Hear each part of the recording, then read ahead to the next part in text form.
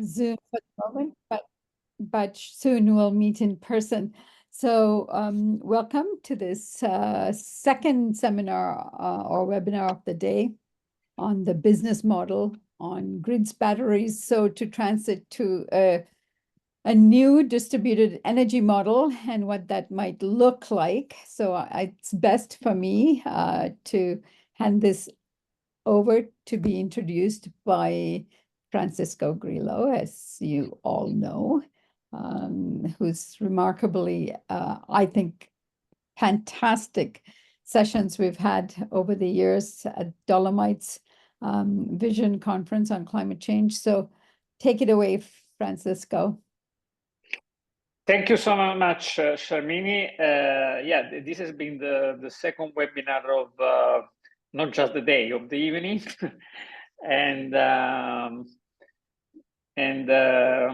So thanks to you and thanks to the students, to Professor Paolo Silva. I hope he can join us.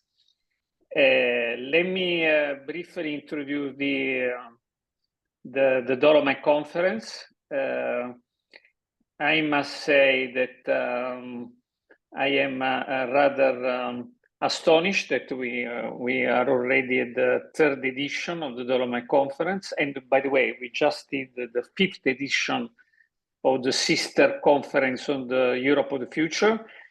So, I mean, the project is a sort of consolidating. It is a very ambitious project. The idea is to create some sort of global, in the case of the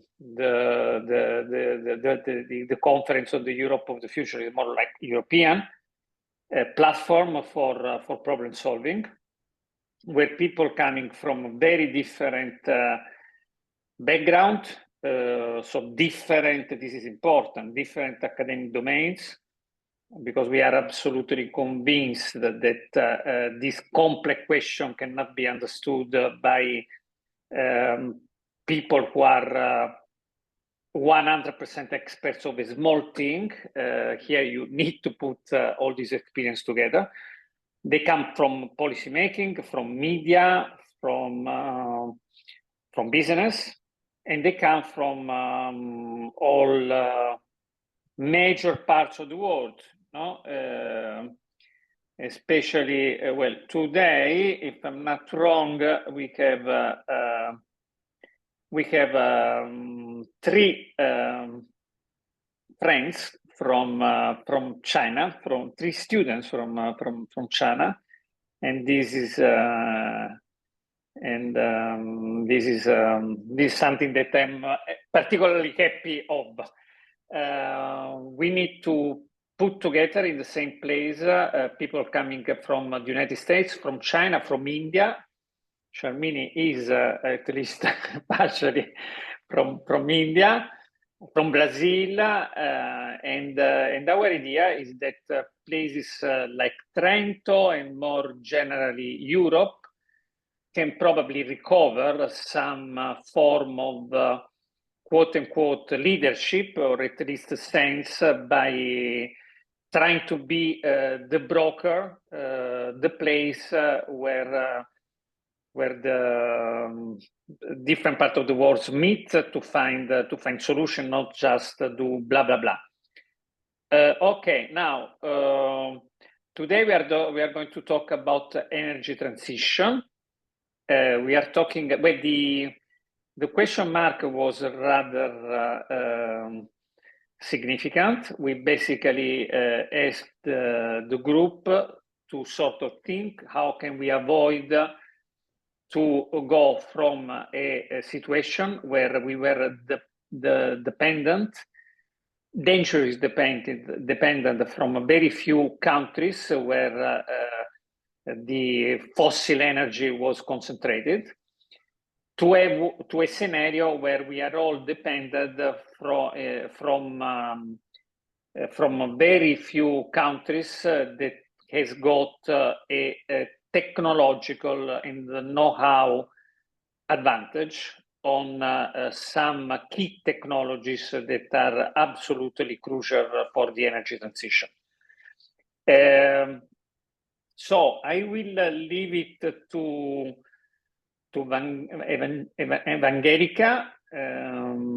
to Fleur, and you also have a third member in your group, I suppose, who is not here today. I'm here. It's Helene. Okay. Okay, so you are all here.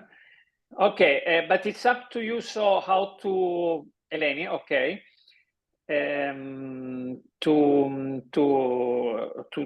introduce what the paper that you are working on, and also probably if Eleni and Evangelica and Fleur, you wanna say just 2 words to introduce what are you studying, who are you, basically.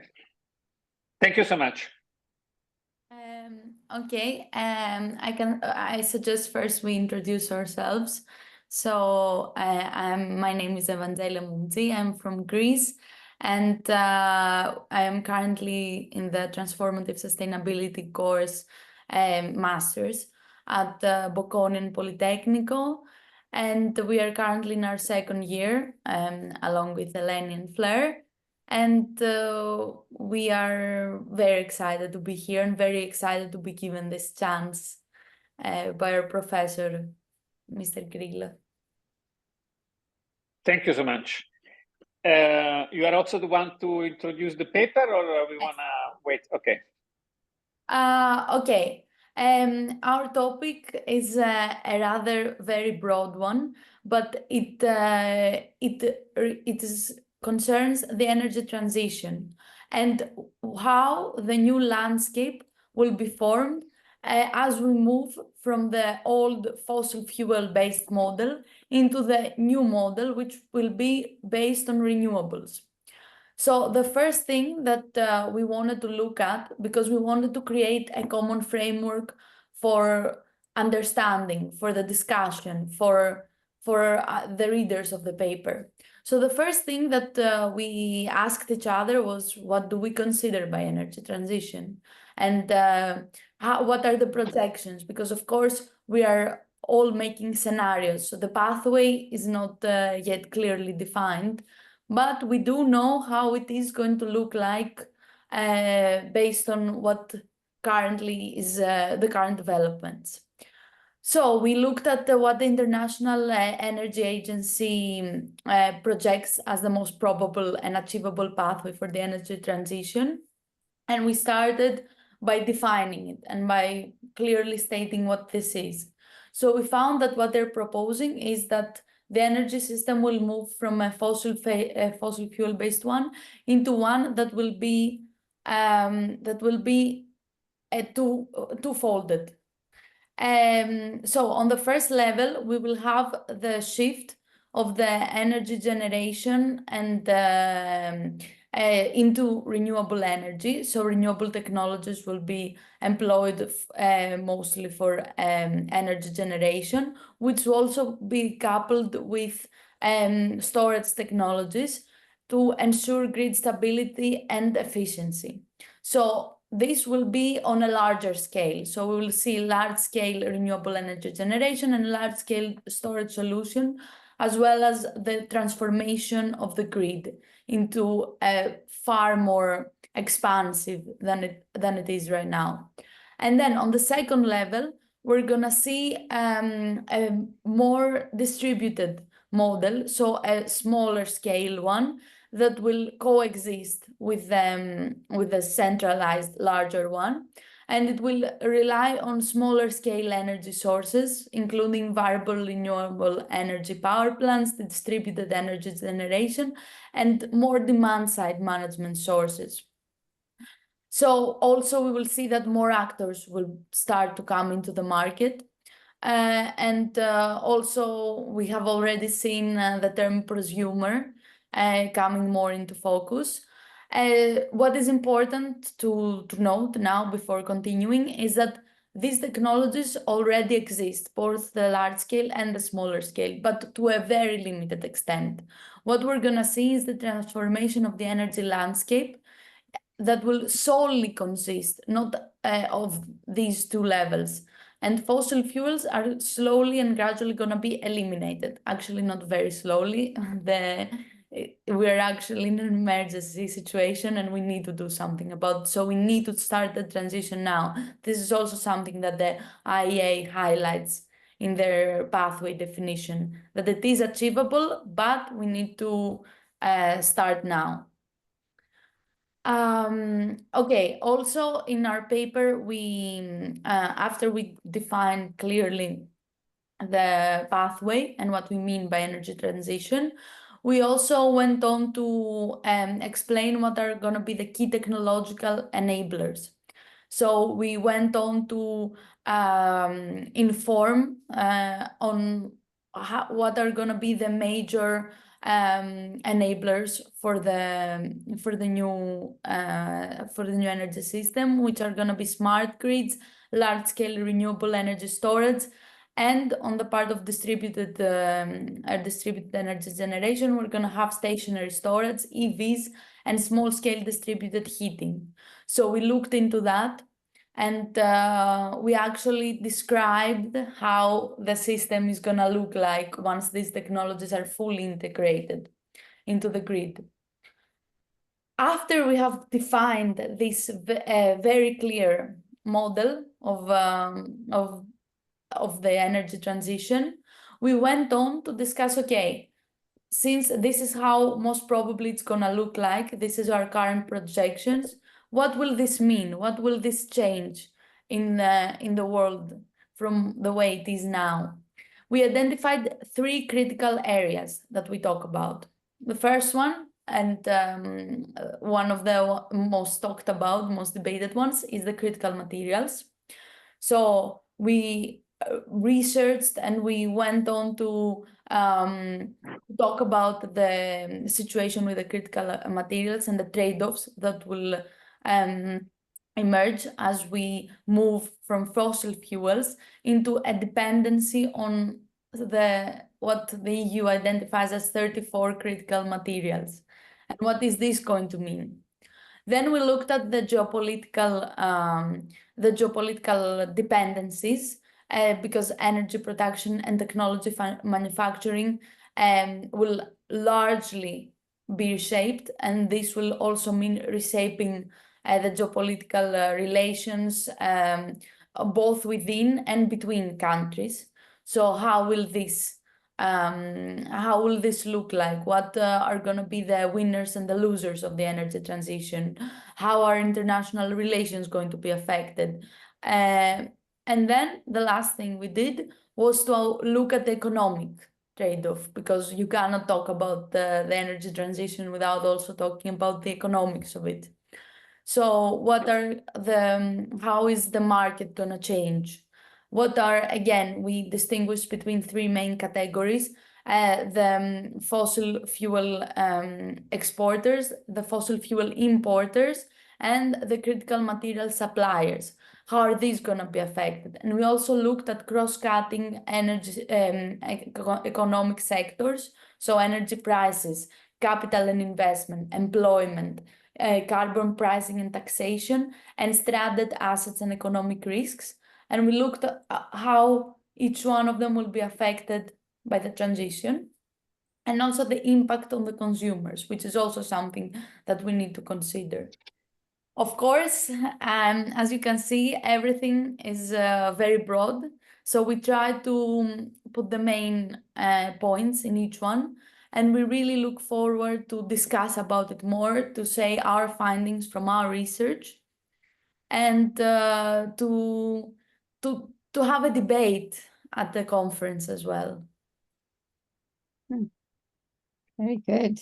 Malika, thank you so much. That was excellent synopsis of the paper.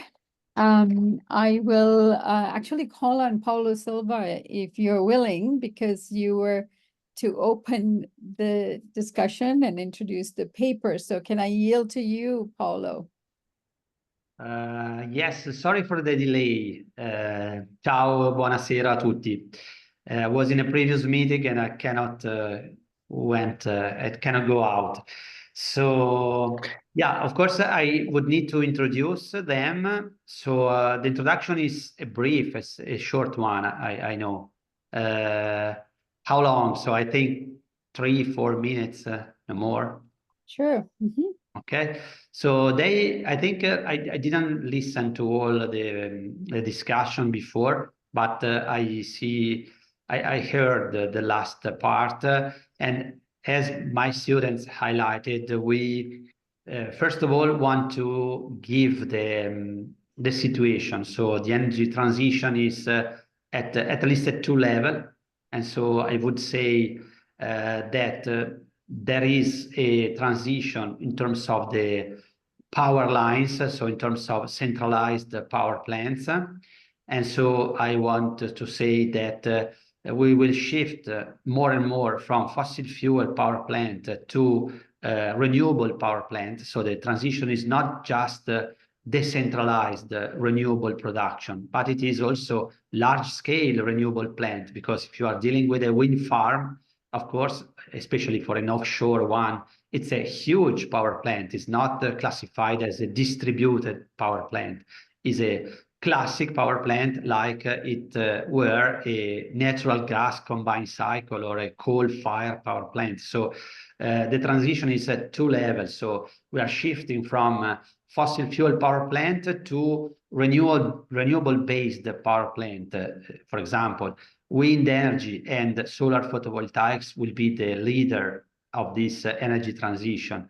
But if you think to a wind farm again, or an offshore wind farm, or a ground-based photovoltaic plant, they are classified as large-scale power plant. So they are operating in the actual grid system that is with high voltage power lines, centralized power plant, and then users. So in that case, the shift will be geographical, for example. So I don't know, dealing with Italy, the meaning is that most of the wind farm will be located in the south of Italy, the same for solar photovoltaics, for example, and the main users are located to the north. So with the specific situation of each country, but more or less the power lines is similar to what we know and we experience today. The difference is about the storage. So we would need more and more storage capacity, but also large storage capacity. So hydro-pumped storage plants, for example, if not present, they should be built, or even batteries in the case that they will become competitive in a large-scale perspective, so to store large quantity of energy for many days, so for 1 week or even more than 1 week. So we need a change, of course, in the power sector, but the change in the power sector at the high level, so the power plant level, is less significant. So we are shifting from fossil fuel towards renewable, and we need more and more storage capacity, large storage capacity, but the distribution scheme, let's say, would be the same. What is different, as Evangelica highlighted, I think, is the transformation that we need at the distribution level, because we will see more and more prosumers, so not just consumers, but also producers of renewables. Think to the solar photovoltaics that can be applied everywhere in a city, in a town, in an urban area. And this is the revolution, we can say. So we will have more and more renewable, small scale or medium scale renewable power plants placed at the distribution level, so on a urban area. And this is true. Also, more and more the presence of storage that will be distributed also, so batteries mainly, but also other technologies. For example, we can cite the energy dome technology that is one of the possible in the future. Of course, the market will say what will be the winning solution. I would expect that for small scale applications, batteries will be the winning solution. As probably Evangelica highlighted, batteries means also batteries on board of electric vehicles that could be available to share their energy stored. So it's a system that becomes more and more complex. So not just consumers, but also producers, storage distributed, and also other schemes, for example, the smart grid that are cited. So if you need to balance the grid, you can store energy that is in excess, or you can encourage to use energy when it is available at as an excess or at low price that is the same. So this scheme would be helpful to balance in real time the grid. So the smart grid, storage, prosumers, and what I can see also at the distribution level is more and more the electrification of consumption. So we want to shift from, for example, natural gas boiler towards heat pump for space heating. And this is the first thing. The second one is at an industrial level. So industries will shift more and more their consumption from natural gas, dealing with Europe especially, towards electrical consumption. Electrical consumption would need to be produced by renewables. So we need more and more renewable because we are shifting to electrical consumption. And this is another fact to be stressed. We add also the fact that we want to electrify also the transportation. So especially electric vehicles will be a reality in the future, at least dealing with Europe, but I think the rest of the world. So this is furtherly shifting the consumption from fossil fuels towards electricity. And so we need a lot of new renewables, but not only production, the infrastructure. So for example, the distribution grid is even more critical than the power lines, because I have said before that the power lines schemes is similar to what we have today. So power plants on one side, distribution line on the other side. But at the distribution level in a city, in an industrialized area, or in a country, so medium voltage and low voltage, it's really a revolution. So we will increase a lot the consumption, the electric consumption. We need a lot of renewables. We would need to repower all the distribution lines. So the capacity of the distribution lines, in my opinion, should be twice or 3 times the capacity that we have today. So we need critical materials that are highlighted in the paper. For example, also copper, that seems not to be a critical material. It will be in the future. So we need a lot of cables to connect at the distribution level. Storage, so also storage can have critical materials, because at the moment distributed storage is based on lithium. Lithium is not infinite, as you know. So these are critical issues. What I want to stress that our argument is quite wide and complex. We don't want, our approach is, my guide was this one. So we don't want to give an answer to everything.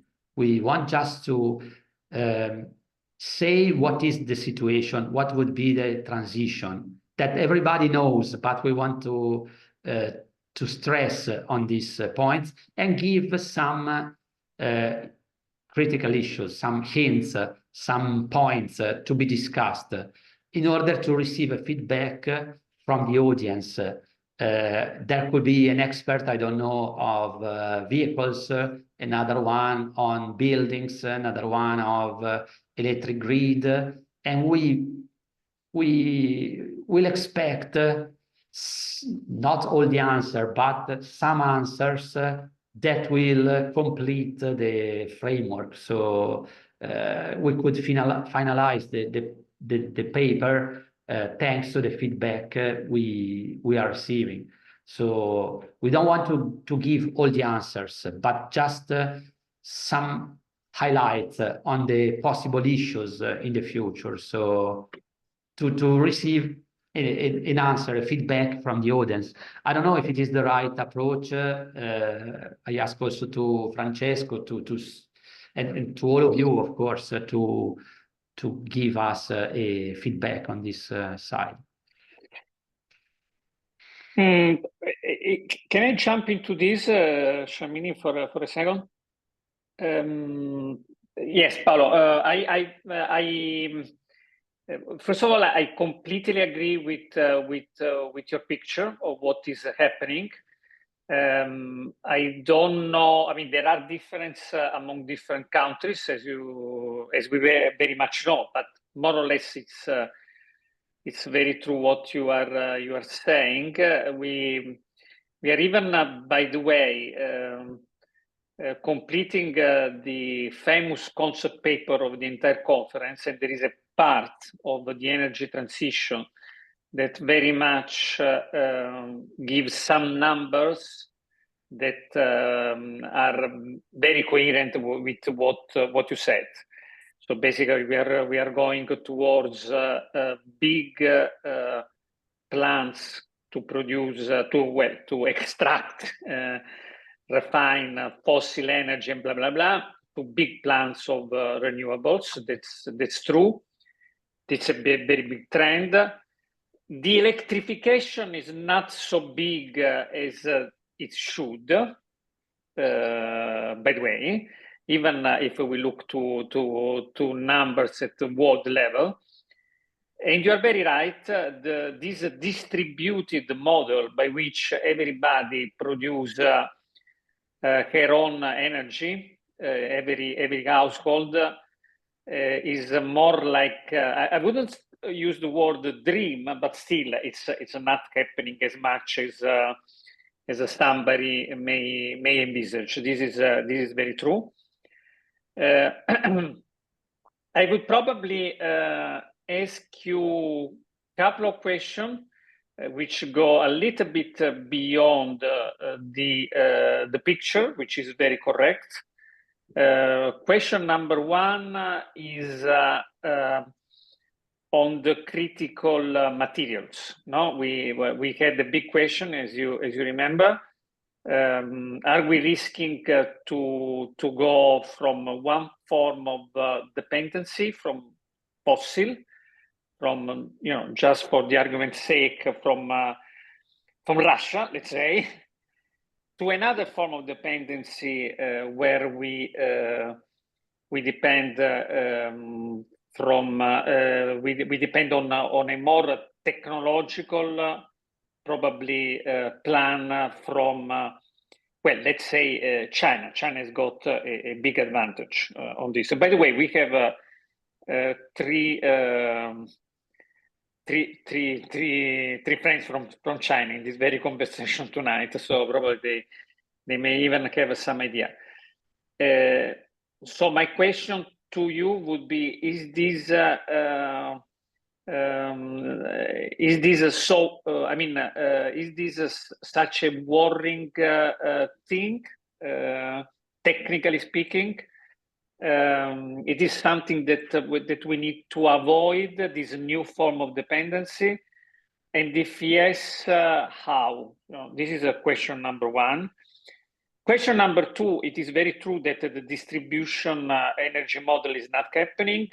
Would you think it's a good thing or a bad thing? And number two, if it is not exactly good, what should happen to have a more sort of production of energy at home, in households, So these are just two questions that I personally I would still have. It's not just for you, also for the students here and for everybody. Excellent. All right, those are excellent interventions. Thank you, Francesco. I want to go back to Evangelica. When she ended her synopsis of the paper, she presented it, and she ended it by saying, we would like to debate some of these issues. And that's actually a very important and critical statement, in the sense that I would like to pose to you, Evangelica, what question is it that we would want to debate? What emerges from your paper that you think needs to be debated? Okay, actually, it's a very, very broad, a very broad topic. What this question, because there are a lot of points for discussion. Actually, the first we have categorized them in the three topics which I mentioned. So critical materials, geopolitical dependencies, and economic trade-offs. So the first question and one of the major debates about the energy transition is whether we're simply going to shift from oil and gas dependency to critical materials that are found essentially in batteries, solar panels, wind turbines, and electric vehicles. And mostly we're concerned about copper, lithium, cobalt, nickel, and rare earths. These are what they are mostly mentioned as the most critical ones. And of course, certain players are dominant in mining, and this creates has already created a discussion about whether this means that there is a potential in the future, as the technologies develop, but there is more and more dependency on them, and they're not abundant and everywhere present. They can be used by the new players that will have now the new power of having them in their land to weaponize them. And what is going to happen with the international relations when it's gonna when the energy transition will progress. And for example, we have already seen, it's very worrying that China has more than 50% of the refining capacity for graphite, dysprosium, cobalt, I think, and lithium and magnesium. I mean, this will magnesium, yes. This will create. This is already something that is very worrying. That already such a very big concentration of the supply chain is in for the critical materials is in China, for example, and we have already seen in 2011. The Chinese did an embargo of rare earths to Japan. So this is, for example, a clear case where we see that they can be used, supply of critical materials can be used as a means of weaponization against countries and as retaliation, as means of retaliation. And we're very afraid about supply disruption and trade disputes. It's something new we haven't seen, and the demand is only growing. So this is the first thing, and also how we're gonna close the gap between the demand right now and the supply, because right now the Energy Transition Commission estimates that the supply is bigger than the demand. No, the demand is bigger than the supply. So scaling primary supply is necessary to meet this demand, but how are we going to do it? Mining projects require decades until the mineral can reach the market.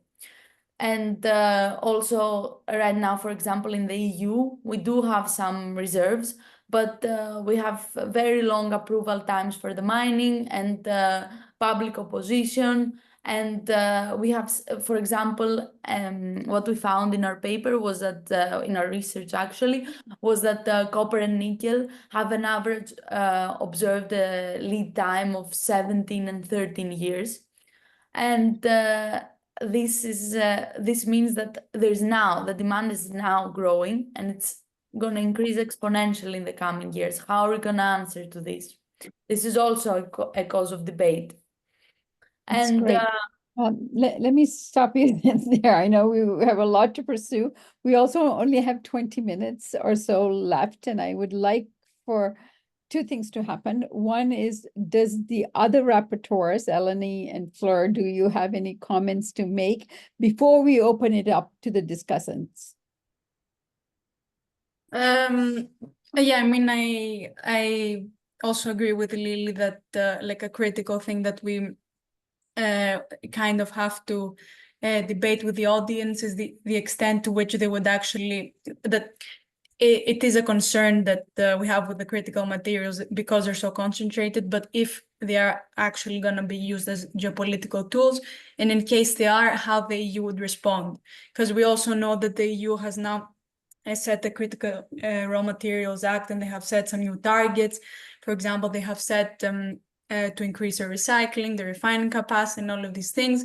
And it would also be interesting to see, like, first of all, whether the measures they have set, if they are feasible, and so will they be achieved, and also if they are enough, because and also perhaps whether even through all the recycling and substitution and innovation, if still we will be able to get to this path that we have set for net zero, because we might, even if we try to do all these things, it's not certain that we will have enough critical materials to transition at the pace that is estimated. So it would be interesting to talk in the conference a little bit about these things and debate about them. Yes, thank you, Eleni. The only thing that I would like to add is that I think mainly we see that through literature research, but also looking into the geopolitical events mainly, we see that there's a lot of different outcomes that are possible. And this really much depends on the choices we're going to be making in the next 5 years, maybe the next decade. And there are a lot of different scenarios that come into play to really see which possibilities will come out best. We see, for example, the manufacturing problems, but we also see how fossil fuel dependent countries are making these transitions and whether they're going to hop on this trend or not. So I think that's mainly what a lot of our discussions base from is what are the choices we're going to make EU focus mainly now, but as nations in general, and what are the possible outcomes that we're going to see from these choices that are critical to make right now. So mainly we are trying to discuss kind of the options, kind of the different views in literature discussed right now, and all the possible outcomes, and seeing how the experts, of course, also think about this and how we're going to achieve the best possible outcome. Okay, excellent. So Paulo, let me ask you, I know that Francesco posed some questions that you might want to address, but do you want to address it now or wait for the discussants to also raise some questions? And so do you mean that I need to, if I'm able to answer to Francesco's question? Probably not. So they are interesting questions that we can use also. So the first one is the shift from fossil fuel dependencies towards technological dependencies, not just critical raw materials. Raw materials are important, of course. Technological dependencies also. Probably in this case, so I don't know, China, for example, again, is the leader on batteries. So again, the dependencies could be dependencies on the technology also in this case.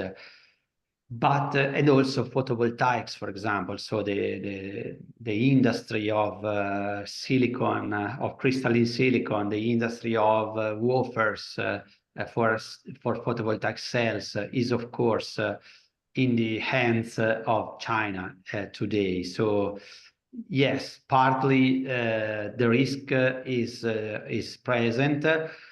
we don't have just batteries, we don't have just lithium, we don't have just solar photovoltaics based on crystalline silicon. We have other technologies. We have also wind turbines.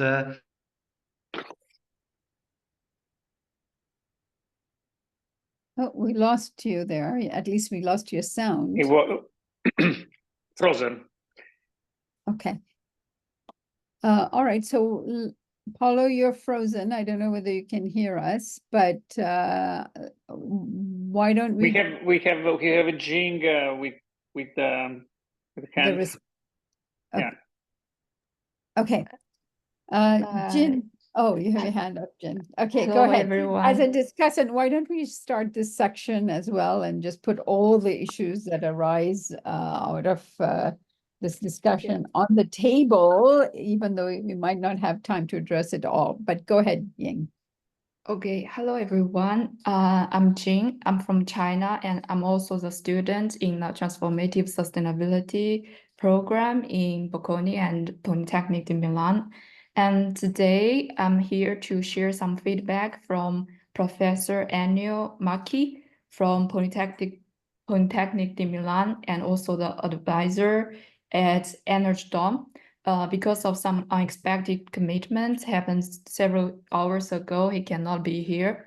So I will share some feedback from him. So first, it's a very comprehensive and interesting paper, and thanks for your work on it. And Professor Ennio mentioned 3 feedbacks. Maybe some of them can be a point to debate on the material things you mentioned before. So the first one is the paper doesn't mention the role of nuclear energy and carbon capture and storage.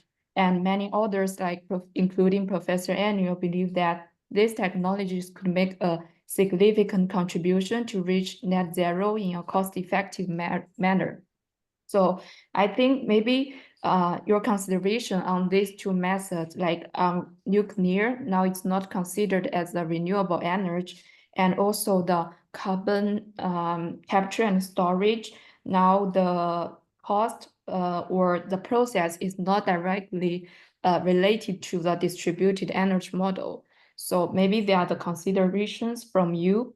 And second, it's the paper doesn't mention hydrogen. And I think this may be a point that can be another alternative for the materials, because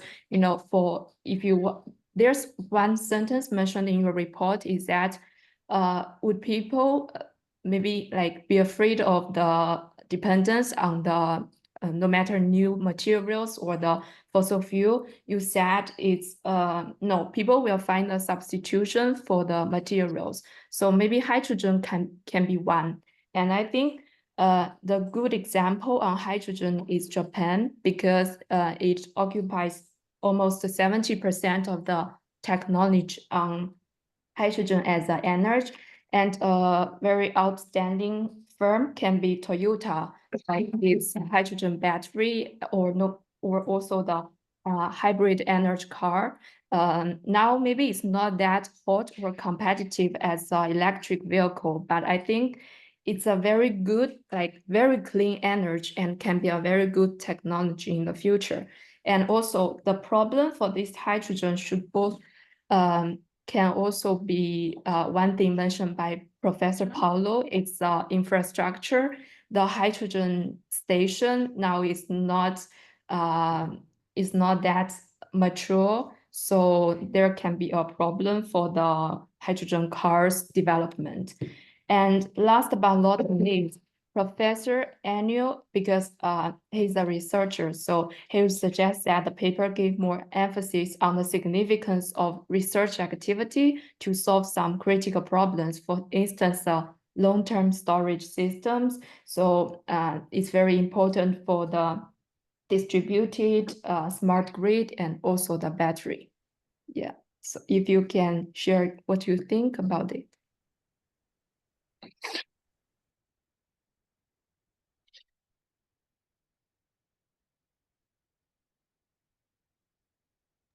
Shamini, you are muted, I think.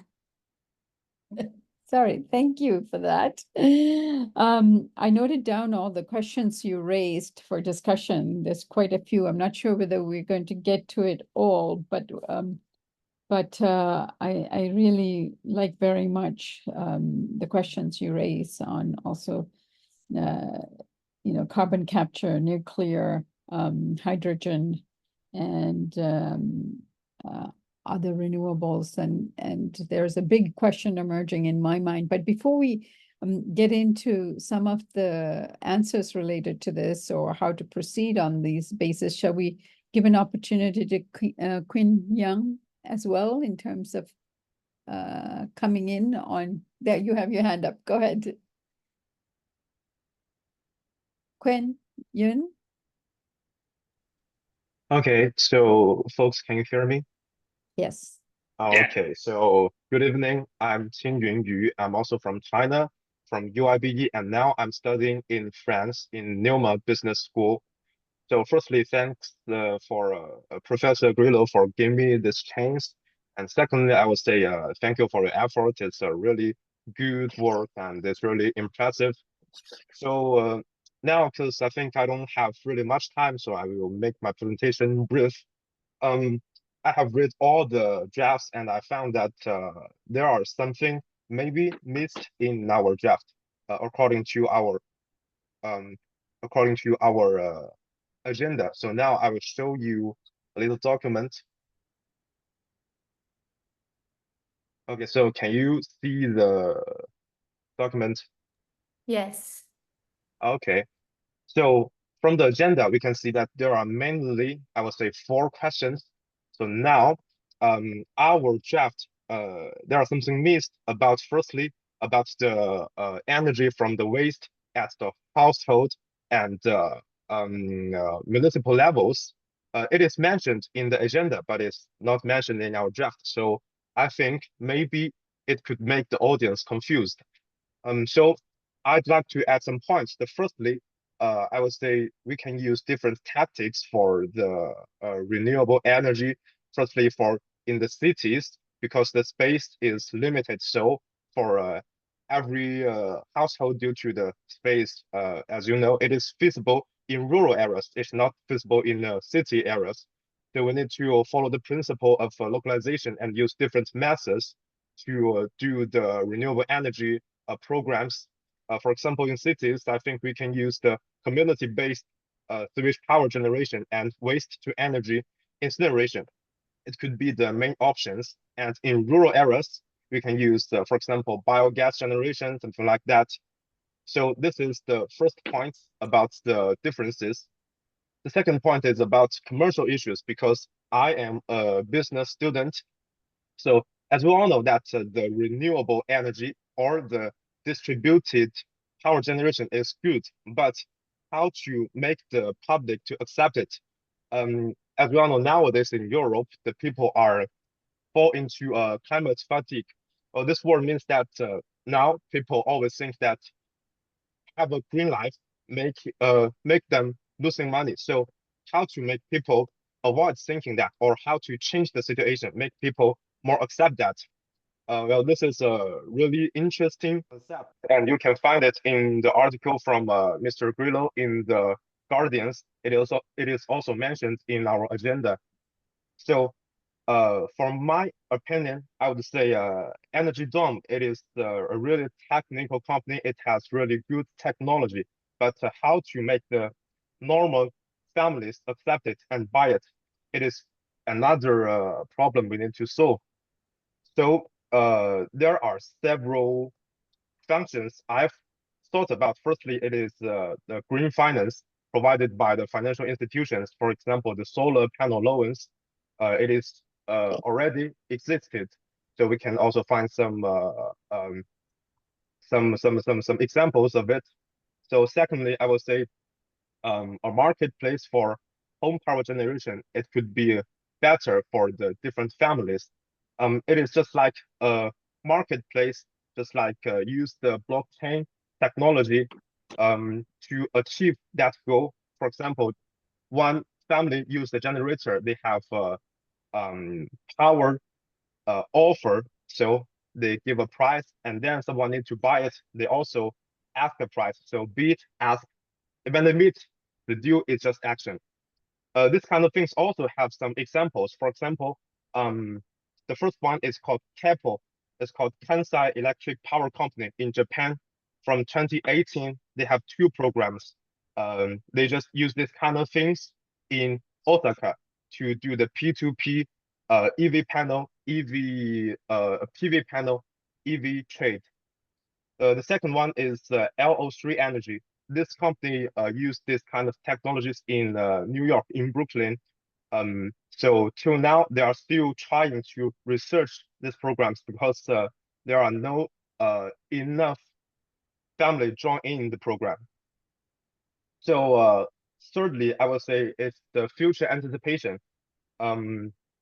Because nowadays we are talking about the decarbonization. I think there are still some other technologies could be discussed. For example, the CCUS, the carbon capture, utilization, and storage. This means that we can capture the carbon dioxide from the atmosphere. This is the first thing, and it's also used by the Energy Dome. I think we can mention it in our presentation. Second one is the synthetic stress technologies. I'm from China, so I know that several months ago, Chinese scientists have some breakthrough about this kind of things. They capture the carbon dioxide from atmosphere and then make them to produce starch. So we can believe that in the future, after this kind of technologies be used into commercial things, the carbon dioxide could be a kind of source for different countries. So I think we can also mention this in our presentation.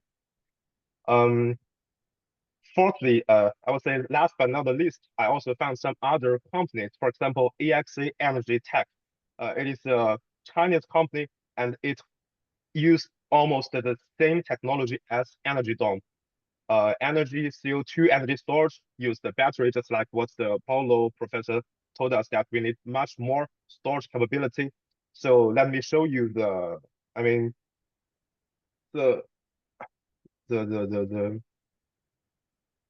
Yeah, we are probably a little bit short of time. Okay. So I can make documents, and after our meeting, I will send it yeah, to. absolutely.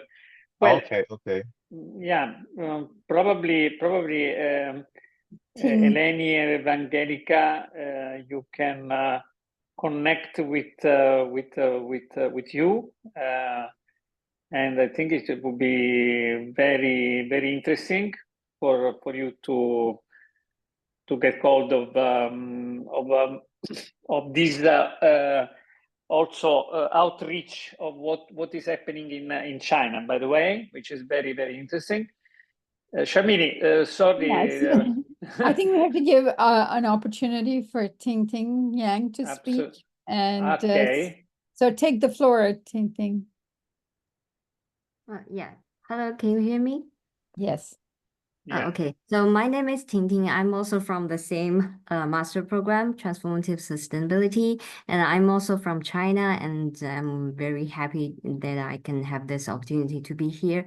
So I'll make my point quite short. So I'd like to talk about something on the side of the existing traditional fossil fuel power plants. So what can we do on this existing power plant? Because in the paper we mentioned that this can be stranded assets. So meaning we if we just leave there and maybe tear them down, it will lead a great loss. Then can we just I don't know, do something to improve this existing part, because the transition will take at least the following decades to achieve. So we will still have the dependence on the fossil fuel power plants. So what can we do to deal with the emission from that side? I think the CCS technology, maybe we can use it for that to utilize the carbon generated from the power plants, or any other things that we can do. Because now I actually don't know what kind of things we can really do. But I think this also can be a very interesting topic that we can discuss in the meeting. All right. You were saying CCS. CCS is what? CCS, Carbon capture. yes. Carbon capture. Carbon capture and storage. Yes. Storage. Okay. Yes. All right. So many questions on the floor. I guess here I'll have to ask Francesco what to do, because we have about 3 minutes remaining. And there's been some brilliant questions that have been raised. And I think, a leading really question is, what do we do with the stranded assets? And also the question that a lot of media is raising, while there's a lot of good, wonderful new technologies being developed, there's innovation underway. There's a lot of, lot of economists that claim it is now cheaper to make this transition into renewable energies, and that it is actually cheaper than remaining on fossil fuels. However, I don't see that happening. I don't see a transition occurring. So I think that's somewhat the elephant in the room, because all of these renewable technologies, new energy grids, new large scale, small scale, as well as the the new extractive industries that have come about in order to facilitate fuel and develop the new technologies. Yet, while that is going on, and this is a good question that Ting Ting has raised, while this is going on, what do we do with the fossil fuel industry and the emissions that are still occurring in the meantime? And I think there's some proposals I've seen on the floor in other venues that is having this discussion. Is one, Robert Poland at UMass Amherst, who's saying it's time for governments to buy out the fossil fuel industries and the stranded assets that Ting Ting has raised, and phase them out over time, while subsidizing and assisting the transition by providing incentives and investments in the new clean energy technology. So that's a big issue that's arising for me. And the second one is the number of necessary resources that, for example, China is developing, whether it's cobalt or magnesium, or even really sequestration and those kinds of issues, which a number of people have raised. But I think we need to really think imaginatively about the international cooperation that is really required to resolve this issue, and not get into a situation where we are in a competitive environment in order to see who is going to win this race of renewable technologies and innovation and so on. We really need the cooperation of the world to resolve this problem. And how are we going to execute on that? That is one that is coming up, whether we are talking about COVID or, other, like health issues or, technology of this nature. How are we going to create a cooperative environment internationally to address this huge global problem we are facing in terms of our existence? So those are two emerging issues that I think, we need to think about as well when we proceed down reading and discussing this paper. Okay, thank you, Shamini, a lot. I think we need to sort of close. It's 8 o'clock here in Italy, and we need to probably eat something shortly. I would say that well, these are just very personal remarks. Number one, you are unlucky or lucky, depending on the point of view, because your abstract, your agenda is, Francis, you notice is very wide, it's very, very big.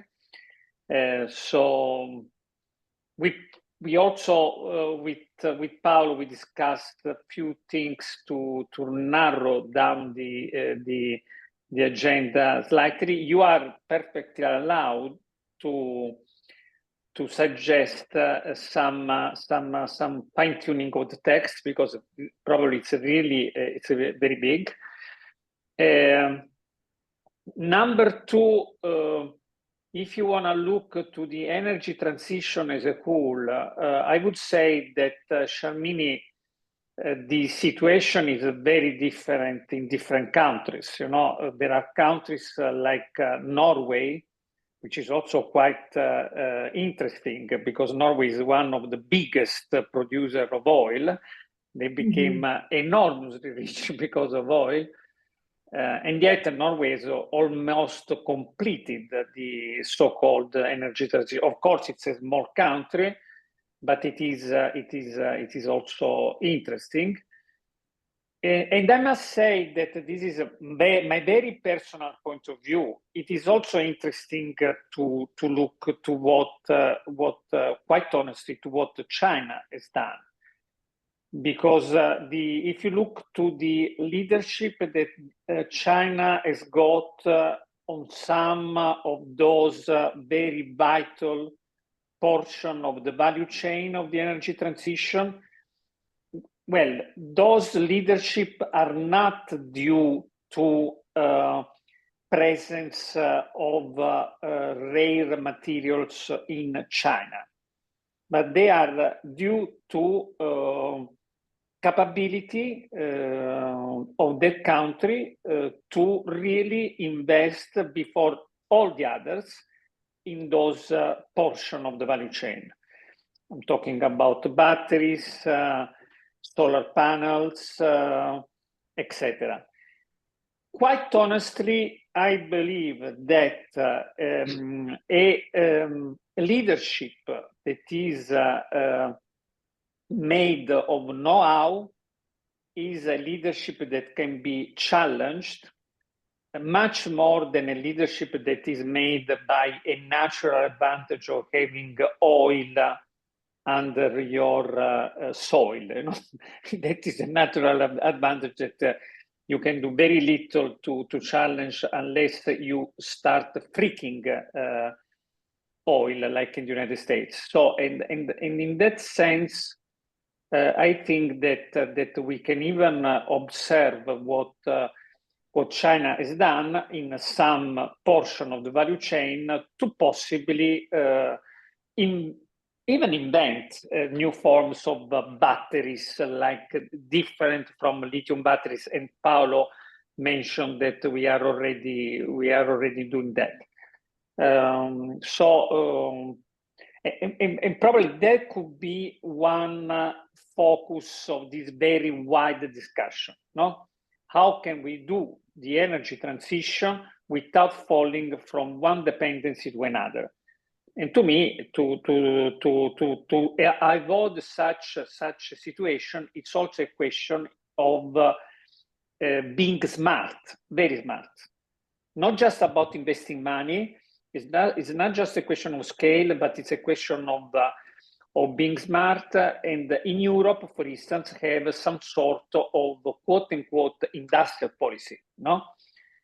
Having said that, that's I don't know, Paolo, you wanna jump into that? Although we No, you are right. So probably the answer is also to diversify. So not just use one technology. So batteries are not just lithium batteries. So we need to research on other kind of batteries. I don't know. Very promising are the flow batteries.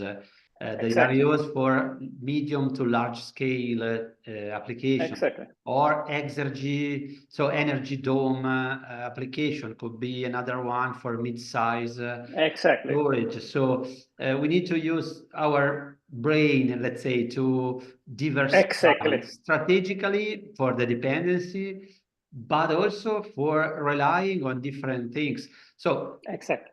to answer to your initial question, then I went out from the connection, so sorry, but my connection fell down here in Politecnico. Now is on again.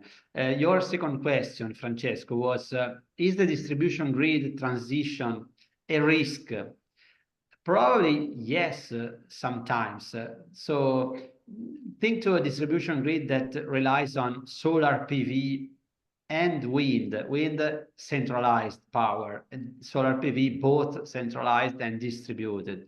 If you have a week, I don't know, or a couple of weeks with very few solar energy because you have bad weather, so a lot of clouds, with very small wind or no wind, and it is also cold, so everybody requires energy. We have based our electricity need, I don't know, even for space heating on electricity, so heat pumps. Everyone has its own electric car. Everyone wants to light, to switch on the light at their house. So it could be a risk. So the what I can say is that the risk of blackout really could increase because we have a grid that is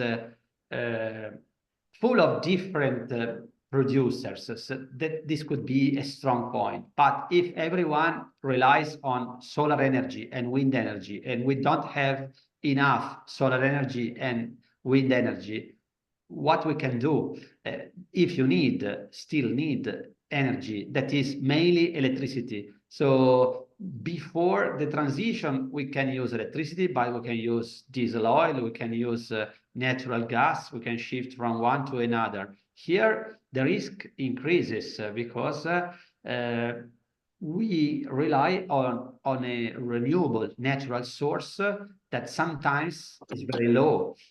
Think to the winter, and sometimes is the situation where in most countries we need more energy, not less energy. So a risk does exist, but also in the terms of the stability of the grid. So one thing is to have big power plants producing electricity with very big inertia. So also in the terms of electrical parameters, is much better to control a grid that is stable like that than a grid that is full of thousands of small generators that has a very small inertia. So technically speaking, is an issue, not just economic wise, not just in terms of dependencies of raw materials or dependencies on the technology. So to operate a grid like that is more challenging than operate a classic grid. So we need again to use the smart approach, so to shift from one to the other solution. In any case, I see a risk also in this. Is not so the reliability of our electric system is not getting an advantage, so it will be affected by this. So I agree with Tintin. So thank you for your intervention. So we cannot get rid completely from fossil fuel. We can capture the CO2, place it somewhere. We need to know where, but we can do it. The transition, at least in Europe, is relying also in the midterm on natural gas. So natural gas can be the answer in the midterm because it's low carbon content, it's quite clean, and it could efficient because we use power plant that has one of the highest efficiency. So we can also think to use fossil fuel as a bridge, and also to increase the reliability of the grid. So what if you have small solar energy, few quantities of solar energy and few quantities of wind energy contemporarily for a long time. So for many days, it's a problem. We need to think to alternatives. And alternatives could be batteries, but in that case, you should think to seasonal batteries that are a totally different story. They are not daily or weekly batteries to be charged and discharged. They are seasonal, so you need to shift the production from the summer to the winter. I don't know. It's a huge. Thank you so much, Shemini. I think we probably want to sort of Wind up, wrap up. yeah. Yeah. Yes. So yeah, absolutely. I think the key word is brain. We will need a lot of brain in problem solving, in fact. And I must say that this sort of long seminar has been probably one of the most international and youngest webinar that we have ever done, because it was really international. And so thank you very much. The Dolomite Conference will also be rather global, and we will see each other in person, which will be much, much better. And again, thank you very much to Sharmini to be patient tonight. Thank you. Thank you Yeah. all. This is a brilliant Thank discussion. you. Thank you very much. Thank you. Bye. See you in Thank you. Trento. Bye. Bye bye. Bye bye. Bye. See you.